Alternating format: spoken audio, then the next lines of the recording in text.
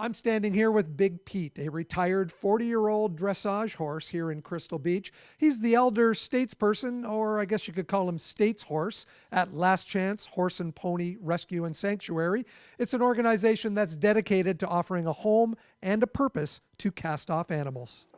What we do is we turn them into therapeutic animals to work within the community for the people. A lot of ex-race horses from Fort Erie and Woodbine, and they've all had like knee slab injuries, check ligament injuries, calcified fetlock joints, suspensory injuries, but they still have a purpose. Even though they can't compete and do jumping and stuff, they have a wonderful purpose helping people. Like I had a lady that came around and she's in her mid-70s.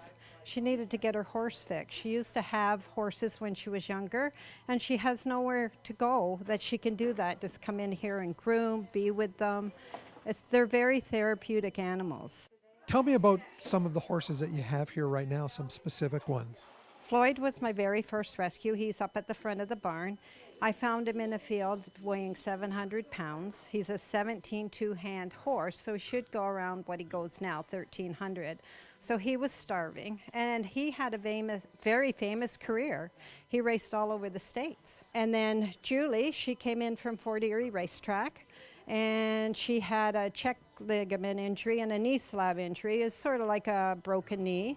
So she can be ridden maybe 1 or 2 days at a walk or a trot. Chase, Mr. Handsome of the barn, came from a good friend of mine, Laura Moyer, who's up in Fenwick, and Chase couldn't keep up with her riding program, and she had put all kinds of money into him trying to figure out what was wrong.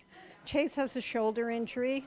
And when you ride him, if you ride, you can tell automatically when you get on him.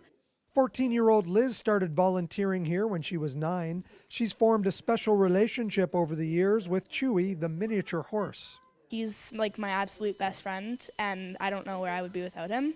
So I met him 5 years ago, and ever since then I've taken him to nursing homes, and I take him out and we play and snuggle, and he makes me feel a lot better when I need him.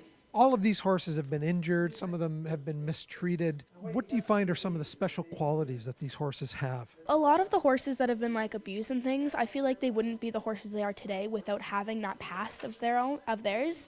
Like for example, Casey he's been abused, and I mean he's not too fond of a stall, but he's come a long way since we've got him. And I feel like some of them, if they didn't have what happened in the past, they wouldn't be the way they are today, and they're all amazing horses in the barn, so it kind of just what makes up what they are and who they are. It must be expensive. You have to connect with veterinarians to come out here and help you diagnose the horses and keep them healthy enough to enjoy life. So our expenses basically every year are between $101,000 to $103,000 a year, just for their grain. Their hay, of course, is their biggest consumption, and their veterinarian. With zero government funding, Last Chance relies on donations, sponsorship, and special events. Their biggest event this year will be their 6th annual Rock and Rescue. We were sitting around one day and looking at what opportunities we had, and I said, I'm in a band, and the band was Soul Jam, and I said maybe we could put something together. I put out a little blurb on Facebook. We're doing this event. We're volunteers. Any musicians want to volunteer their talent and time, and next thing you know, I had about 20 offerings for local musicians, and we went with it.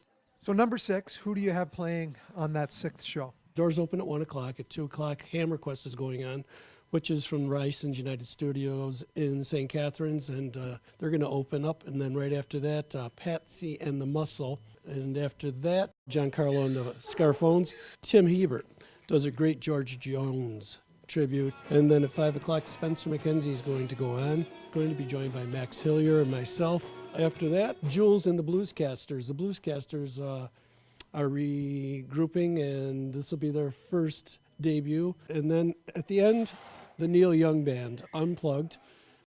Rock and Rescue takes place June 8th. For information on the event, to sponsor a horse, or simply to donate, visit lchpr.org.